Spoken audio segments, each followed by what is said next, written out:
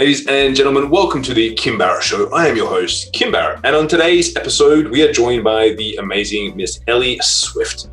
So if you're someone who's a coach, you work online, and you're really trying to figure out what's the best approach you should be taking, what sort of models you should be looking at, this is an episode you will not want to miss because Ellie breaks down all that and more. And of course, if we can ever help you market your business to grow it online, head over to marketingmogul.com.au where we've got you covered. But until then, let's jump into the show.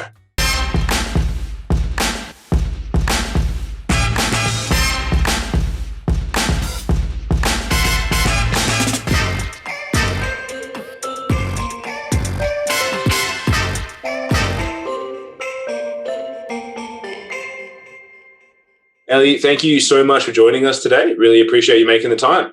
Pleasure. So happy to be here. Fellow Perth buddy. I know, Perthians just hanging out. I love it. Now, I always like to start the podcast off the same way every time, which is if you and I were at a party and we were chatting away to each other and I said, Ellie, what is it that you actually do? What's your go-to answer? It would depend who you are, because I find that if you are somebody who is, this is going to sound ageist, but if you were say 60 plus, then I would probably answer it in a different way. But if it was you, the person in front of me, I would say that I'm a business coach for online business owners. And I work with females who are building incredible online businesses, who are coaching coaches, creatives, and consultants. Awesome. So what do you say if I was a 60-year-old? What would you tell me? I would probably say that I support people to build businesses, and I specifically work online. So support people. Yeah, I work on the internet. Yeah. Yeah. I love it. So what made you, what was some of your experience leading up to it and jumping into helping businesses that want to grow online? Because obviously it's in the world of business coaching, it's a very specific niche and type of business, especially if they're working with coaches, consultants, creatives, things like that. What drew you into that field? Yeah, so I've always worked in marketing. So I had a really linear trajectory in my career where I graduated school, went straight to uni and studied marketing and PR, and then finished at Curtin University. I can use specifics because and then I moved to London straight after that. I had, I guess, a thirst for adventure and was really keen to start traveling. And I was literally the kind of naive Australian door knocking in London, begging for a job when I, had no experience, and started working in agency. And throughout my whole 20s, worked in marketing agencies in London, in Sydney, and then back in Perth. And when I was 27, I hit what I thought was my ultimate goal, which was head of marketing strategy for a private agency back here in Perth, and reached the goal, felt nothing. In fact, felt worse than I thought I would at that time when, I quote unquote had everything I'd ever wanted. And it led me on a journey of soul searching, of really kind of going, well, what is it that I do want if it's not this? Because I know that I really love marketing. I know that I really love mentoring my people. And I started researching and seeing that there was this thing called life coaching. And I thought, okay, well, maybe it's just me doing that on the side and supporting people in new ways, doing that. And so I started life coaching in the evenings. But obviously, having worked with small, medium, and large businesses for the last decade in marketing, I was getting a lot of small business owners who were like, actually, we really want your support with marketing. And so I started supporting them. And as I was doing so, I recognized that there was this niche with small business owners where, as I was supporting them with their marketing and having the new life coaching experience, something kept coming up, which I hadn't experienced before when I was working more with enterprise-based businesses. And that was the mindset challenges that come up when you are both the CEO of your company and also the person who is the face, having to show up every single day on camera, on lives, on stage, whatever it might be, and the challenges that are associated with doing both roles and wearing both hats. And so I started incorporating these two strands of mindset and marketing together, and was getting really epic results with the framework that I was teaching and the way that I was supporting my clients. Fast forward 6 months and I quit my job and moved into my business, was fully booked quite quickly. Over the last 3 years, I've built it up and transformed it. So now it's a mastermind model predominantly. I work with about 50 women at a time. And yeah, the rest is history. Nice. I love that.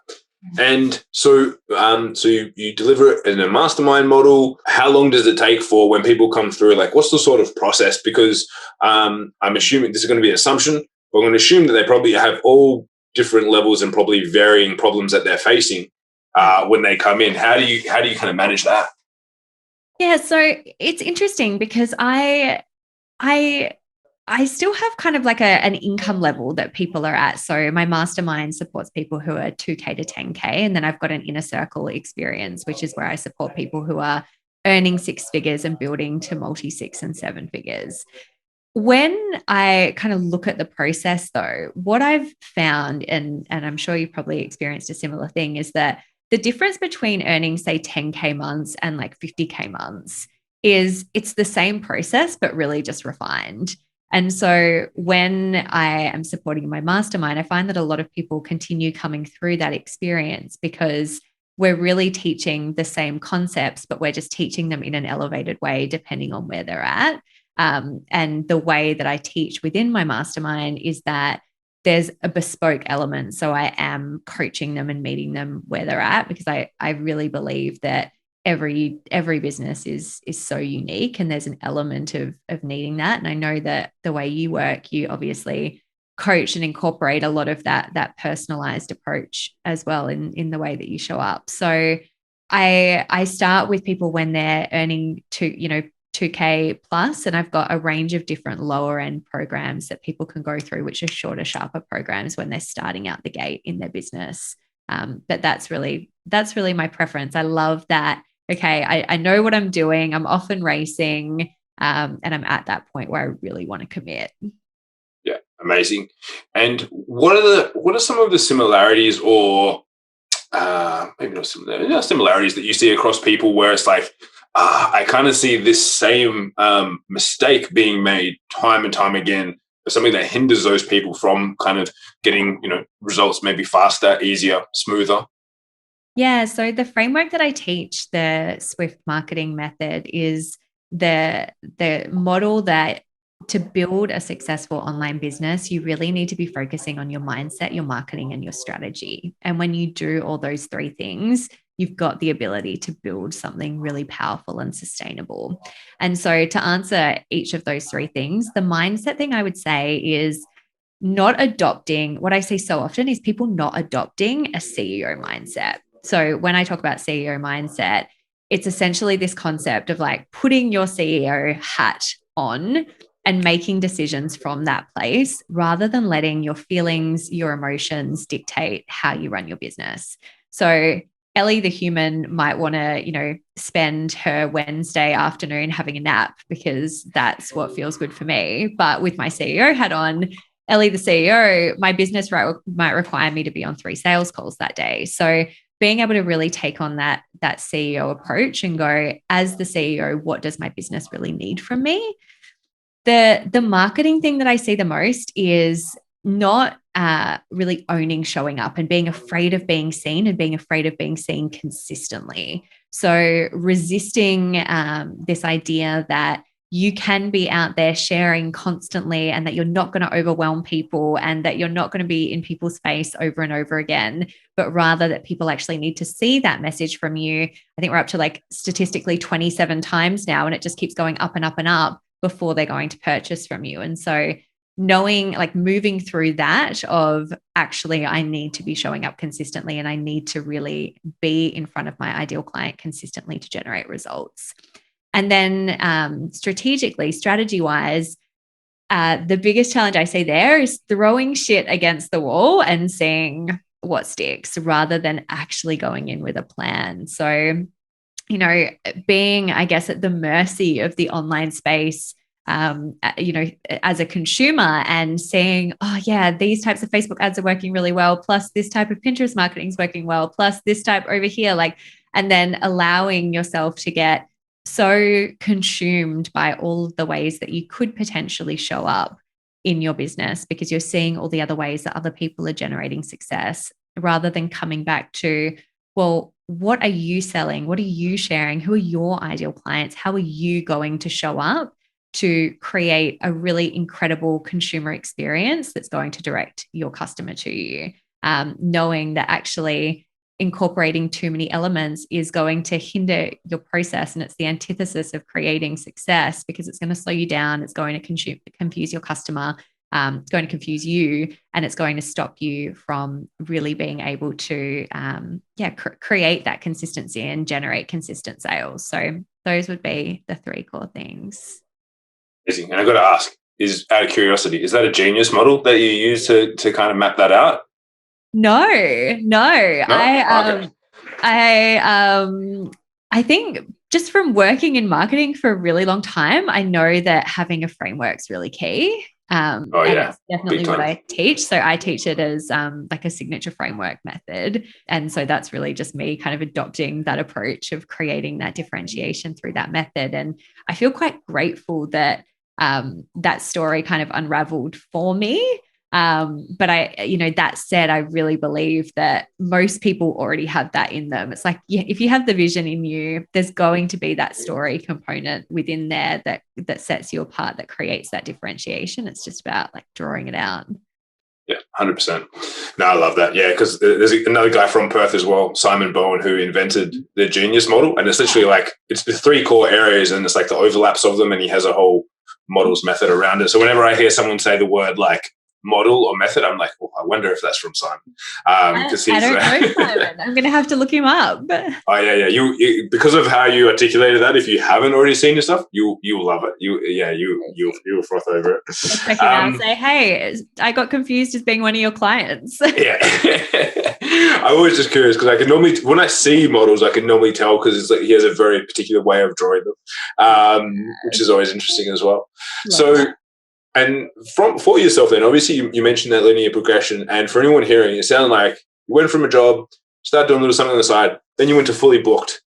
It must have been super easy for you. You had no struggles, no hurdles, just skyrocket success. Not at all.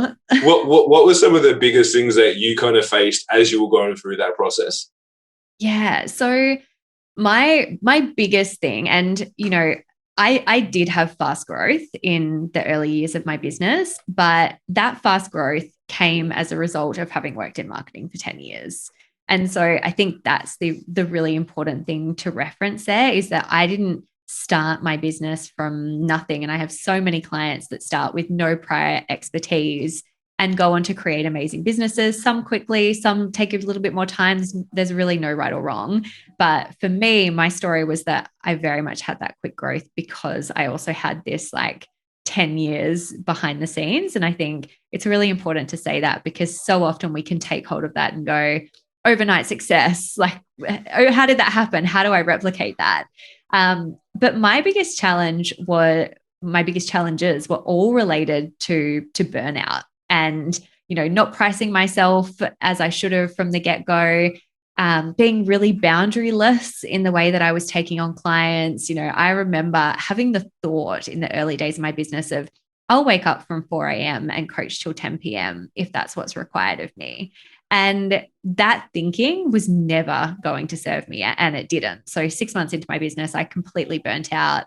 And that slowed me down in the long run, because I was working with way too many one-to-one clients. I was not charging enough. And it meant that I wasn't able to take what I was learning with those one-to-one clients and scale and work on my business and create models in the way that I really needed to. And so the irony of that was that it really did slow me down longer term, because I almost had to go back to the drawing board with my one-to-one model and change the way that I was working with my clients, change my pricing structure, all of those things.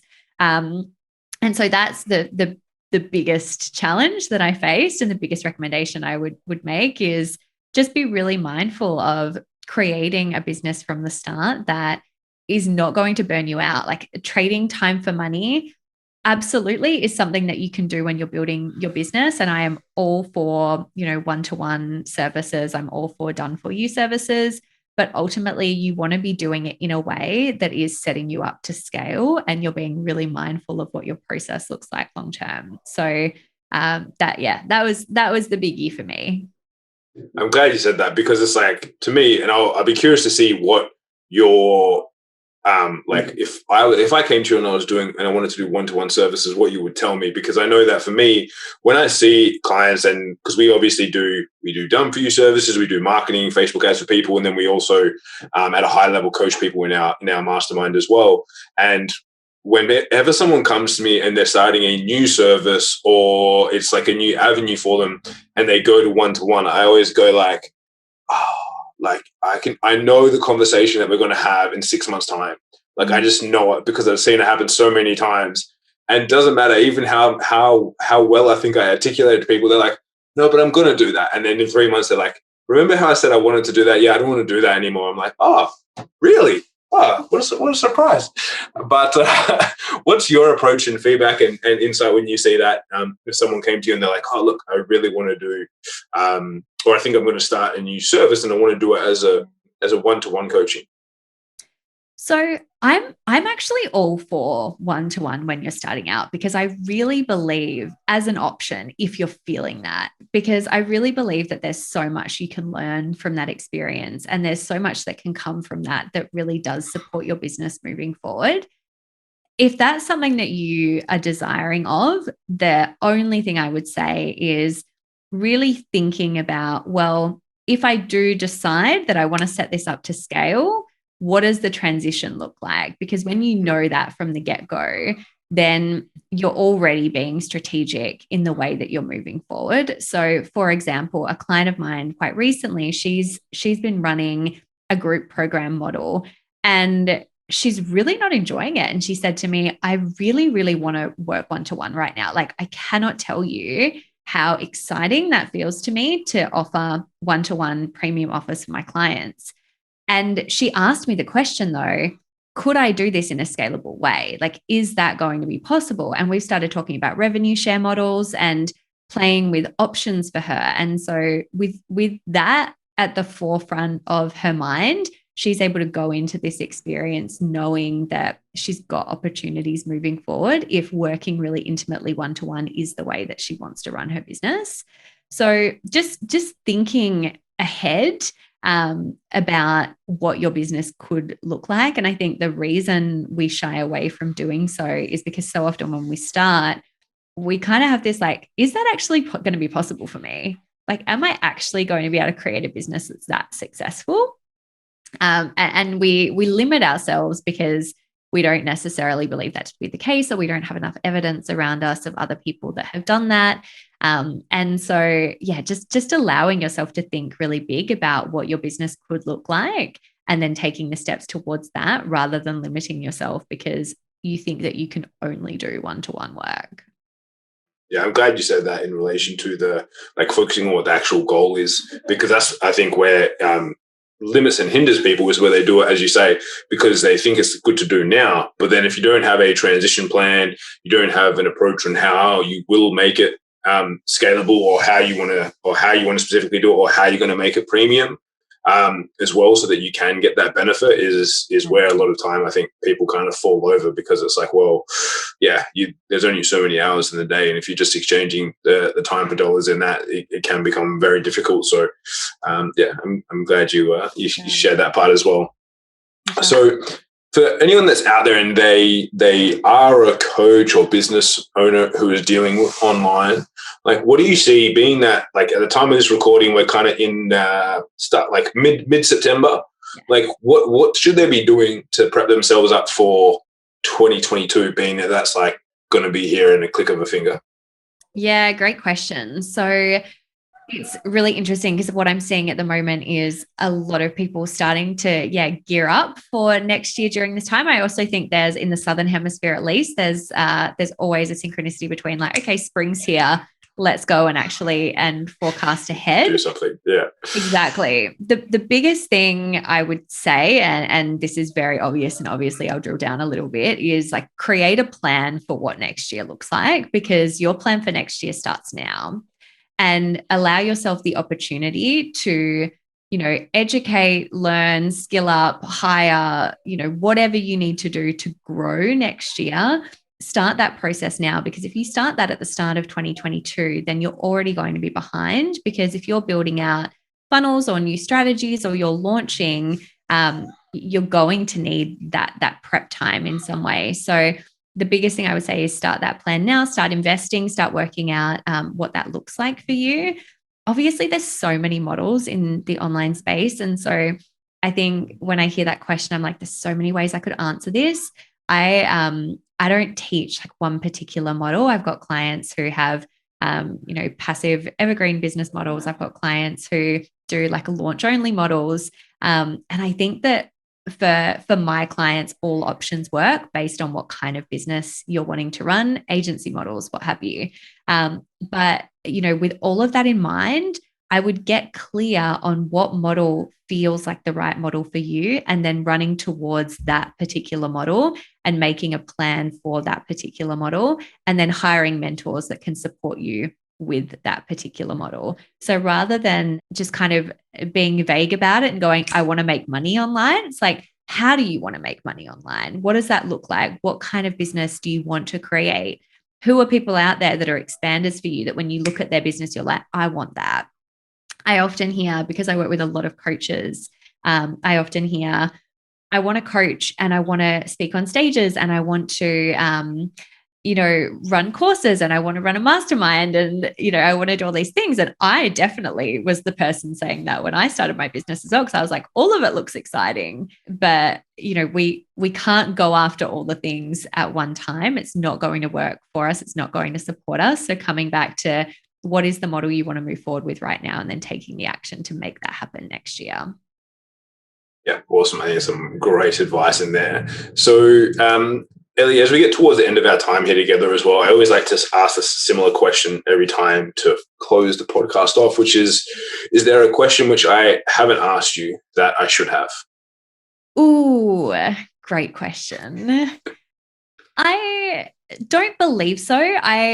You've given me the opportunity to talk about the Swift marketing method, which is how I do business and how I love to do business. I guess if I was to speak to one thing right now that is probably going to provide the most value based on the questions I'm getting asked on repeat at the moment, I'm just going to ask that question and answer it myself. I'm just going to take over your podcast, Kim. That's what I'm Where you go. Yeah. So the thing I'm getting asked right now is, how do I keep showing up and selling in a global pandemic? How do I keep showing up and sharing when it feels like people don't have money right now? And so just to answer that question, I do not believe that this time in history is, a time where we can't make money in the online space. I've had so many clients have their hardest year in life and their best year in business this year and last year. And whilst absolutely we are seeing more and more noise online, what I think it's doing is creating a really amazing opportunity for people to get so clear on the problem that they solve for their clients, and having to demonstrate that through problem awareness and epic transformations. And it's weeding out people in the online space that are tire kickers, that are not doing the job that they need to do. And it's allowing those who are exceptional service providers to really rise. And so that's something that I would really keep in mind for anyone that's going, I can't sell, I can't do this, I can't do that. People right now still need your products and services. If they don't, then you need to pivot your business so that they do. But don't stop selling and don't shy away because you think that the world doesn't need you right now. Awesome. I think that's a very pertinent piece of advice and a great one to finish on as well. And now, Ellie, if anyone's been listening and they go, I really like what Ellie's about, what she's been sharing, I want to find out more, where's the best place for people to connect with you online? So you connect with me on Instagram is the best place. Come on over and send me a DM. It is Ellie H Swift. There's a sneaky H in the middle there. Or also come over to my podcast, Shine Online with Ellie Swift, if you're a fan of video or audio. Well, if you're a fan of audio, then that's going to be the place for you. So Instagram or the podcast, best ways to connect. Amazing. So guys, wherever you're listening, watching to this, we'll have those links above or below, wherever they are. Click on them, check it out. And if you know someone, maybe there's someone who's having their first foray online, or they've already been online for a little while, make sure that you share this episode with them so they can get some of the knowledge from Ellie on what she does, how she helps her clients with her Swift method. And of course, make sure you get this into as many people's ears as possible so that they can hear from Ellie's brilliance. Ellie, again, thank you so much for joining us today. Really appreciate you making the time. Such a pleasure. Thanks, Kim. It's been fun. Thanks. Bye.